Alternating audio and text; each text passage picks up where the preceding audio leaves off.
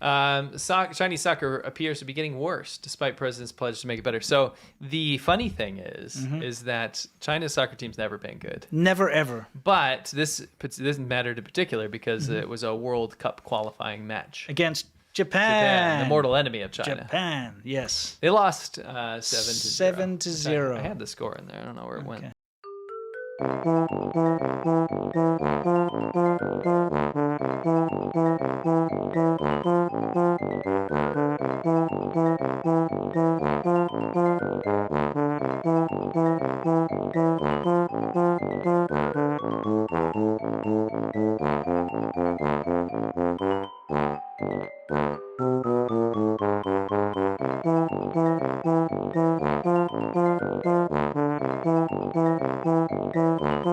我这个对于这个像足球、篮球、排球、网球。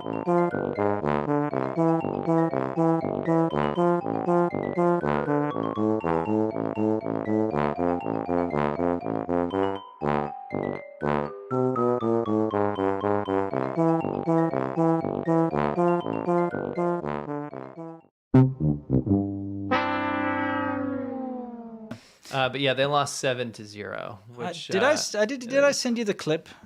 No. Oh, okay. Well, there's clips of the players crying and stuff, and they're threatening to like, oh yeah, we lost, but if we could kick the players, then we could win, something like that. 就一直没有放弃，我们不怕输，我们真的不怕输。我们怕，其实我们怕就是没有斗志。你踢不过人家，你可以踢人呀，对吧？ 他们这么多欧洲球员，他们其实也怕受伤，都让人耍着玩啊。What? Hold on, I want to read a quote. Okay, please do. Reaction in China was muted on state media. The China Sports Daily had a very short story titled "China Lost to Japan in World Cup Qualifier" with few details. But there was more discussion on the Chinese social media. Zhang Feng, a journalist and commentator with a popular blog, was direct. Football cannot be boosted by singing odes or telling stories. Right? Yes. This is the tell the China story well government campaign type thing. It needs skill and physical and tactical training. It cannot be accomplished through politics. I thought that was a good quote. Very good quote. You can't just say, hey, we need to have a good soccer team because a government demands it. It's Yeah. just not how things work. It's very interesting because the entire time I lived in China, all of my Chinese friends were always very like self-deprecating when it came to yes, football. all my Chinese friends always made fun of. They were like, we'll never, team. we suck. Our soccer team's the worst. But it's true though.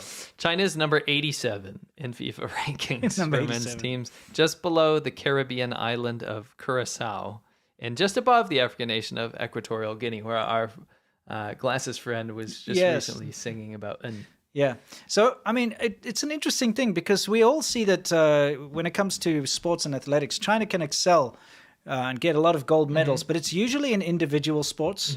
Not all the time, I mean, but generally it's like, diving or, ping pong or something like that, shooting, that type of thing. Yeah. But it's when teamwork is involved that things seem to fall apart. And I honestly think personally, just my personal observation, it's because of the competition. The intense competition to rise above your classmate, to rise above your peers, because otherwise you're just not going to make it. Sure. China is so full of people. There's so many people vying for that one spot that you have to really work hard to get the higher grade, to score better, to get better. And so I think when it comes to a team sport, you probably have a situation where that competition doesn't leave. You don't play as a team. You play as an individual. True. You're like, if I can score the goal, then I'm going to do well, and then you don't pass the ball. You're right. That's just my own personal observation. Right. Anyway, that didn't work out very well for them. This is weird. Yeah, so China stopped foreign adoptions. It was very popular to go adopt children in China if you're from America or a different country.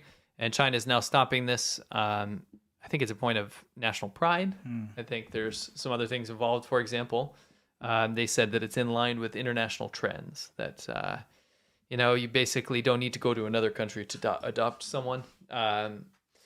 There were people talking about this, saying that it's about how China now has more facilities for like disabled people and stuff. Nonsense. So like now it's not as necessary, but I'm calling nonsense on that because of the stringent regulations that China had before with adoptions. Like you couldn't be fat and adopt a kid. Like they were already very like stringent about that kind of stuff. So I think that's nonsense. It's, I think it's a point of pride. Yeah, absolutely. China's never had good facilities when it comes to orphanages and looking after disabled people, etc. And so, I think this is a big disservice to a lot of those orphans are unfortunately going to be left in the lurch now. Sure.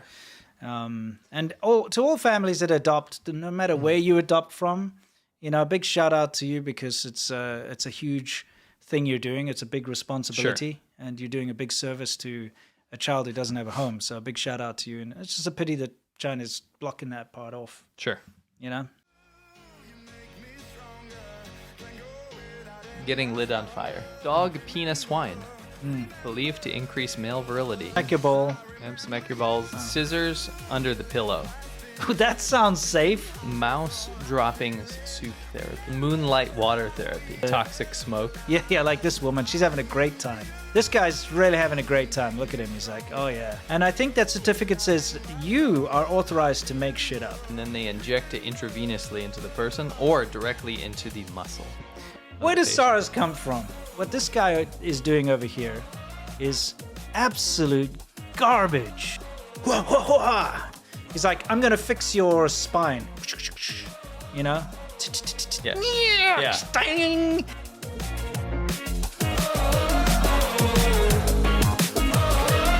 When I close my eyes, I can almost see it. When I take a breath, you fill up my lungs. And if my mind